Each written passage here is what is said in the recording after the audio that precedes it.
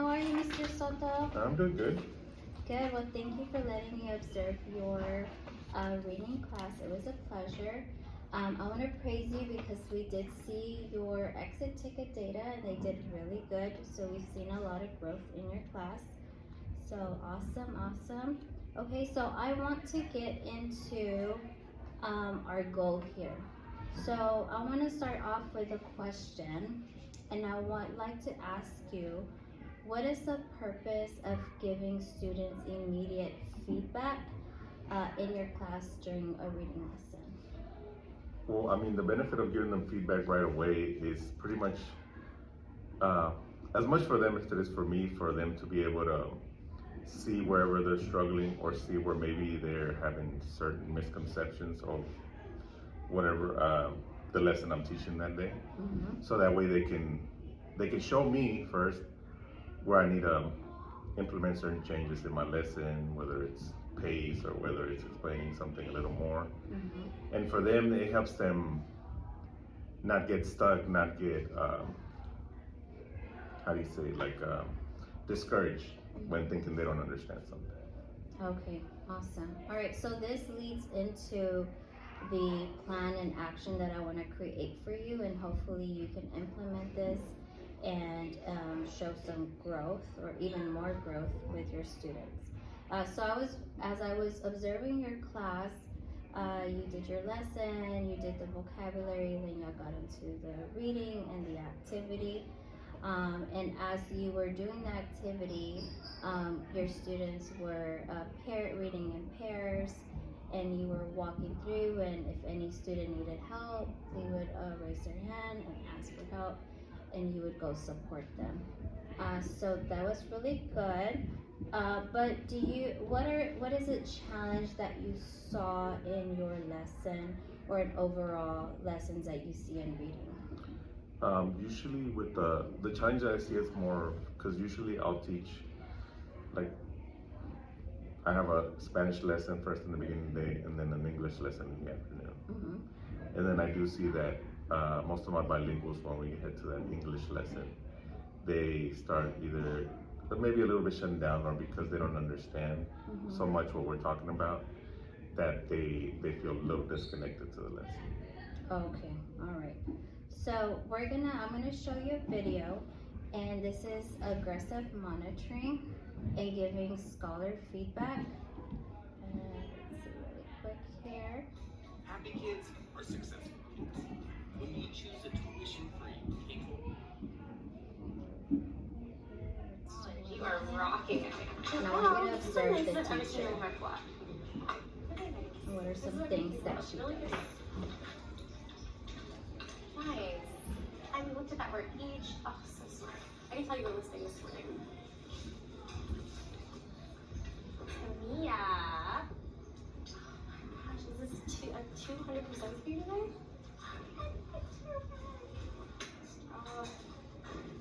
Nice. Go back and just make sure that all looks clear and you've explained everything. You've got 3.5 minutes, which is plenty of time. Nice, Fry. Finish up with that last problem. You've got plenty of time, so take your time going back to your key. I see how you did nodes and unknowns. That's really smart.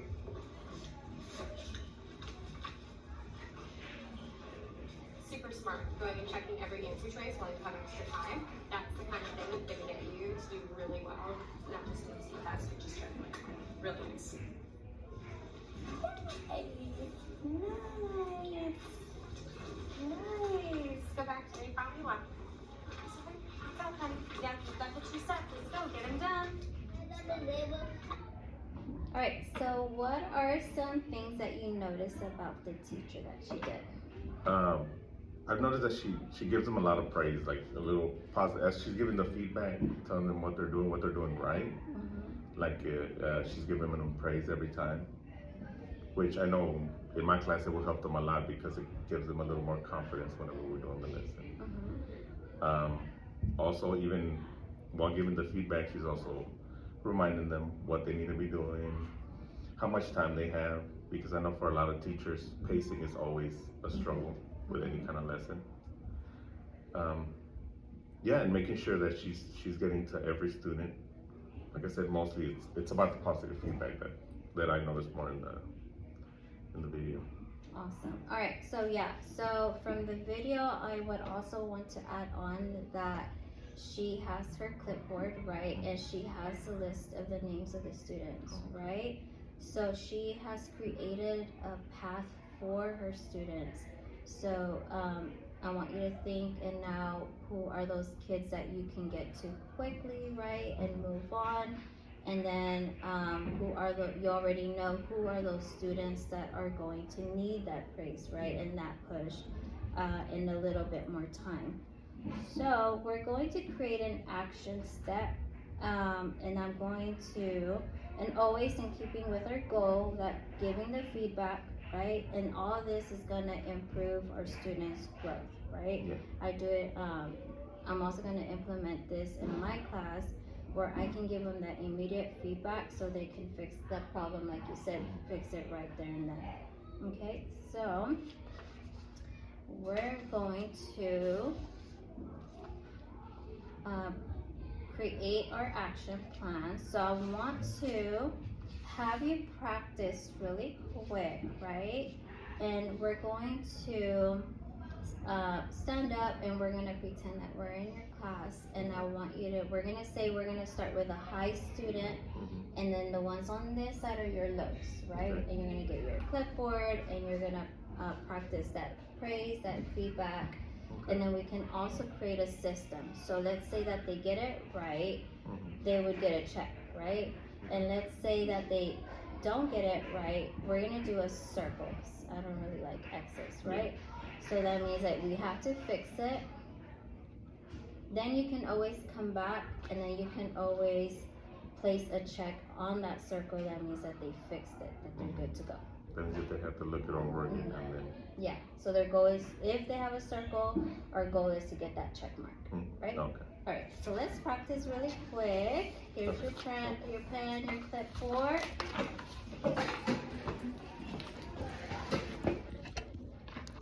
And then I'll just place it here.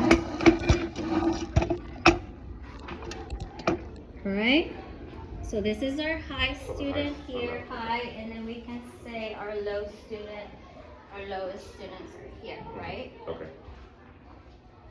All right, you can start. So then pretty much just go up to them and then like I'm checking the work and then, okay. Okay, so say, I'll come up and see, okay, I see how you're doing, you're working with your strategies. I see how you showed me your work when you fixed that answer, and I see that even though you misdid something here, you actually corrected it on this side, so you didn't just erase it. So good job. And then go for the Go low. on, we go on, and then now we're at our low kids. So the high got a little check mark, right? Yeah, they got checks. And then we get here, and then we're like, okay. So now we see here how we work this out. So I like how you work this out right here. But then think about whenever you're doing this part of the problem, see how it affects this other part of the problem. Okay? And so try this one again, and then once you show this one, let me know so I can come and check it again. Okay? Awesome. And that's the student that we do the little circle mark and then come back. Yeah, and then you'll come back. Yep. Okay. Awesome. Good. All right. So, sorry about that noise. All right. So now that we have practiced and we created a little system here, right? Now, where is this something that you could practice in your lesson?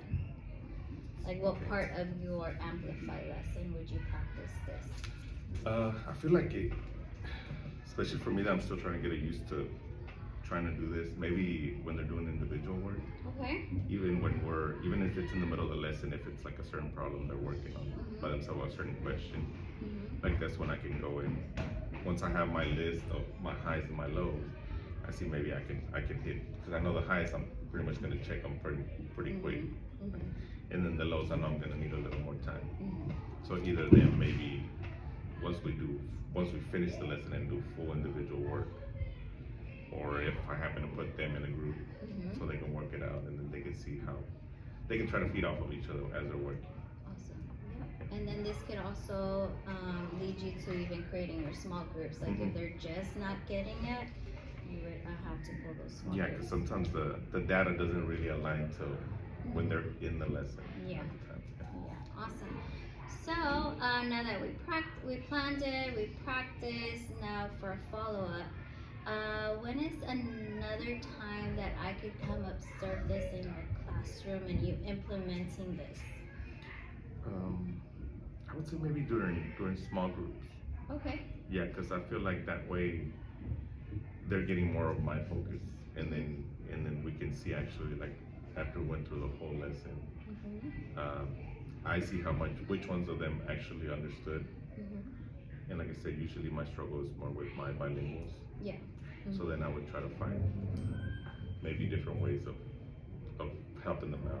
Like I said, if we're redoing reading maybe, and we're doing writing, I mean, maybe start them off with some sentence stamps and stuff like that. Awesome. That way they can start writing it, and then, like we said, give them their feedback, Mm-hmm. and then come back and see how they fixed their whatever they were doing that wasn't correct. Cool. All right. So maybe I could see this in after spring break, of course. A day that week where you could practice this, and then we could just see how it works out for you. Yeah. Yeah. We can do that. Awesome. All right. Well, thank you, Mr. Soto, and happy spring break. All right, you too. Thank you. Thank you.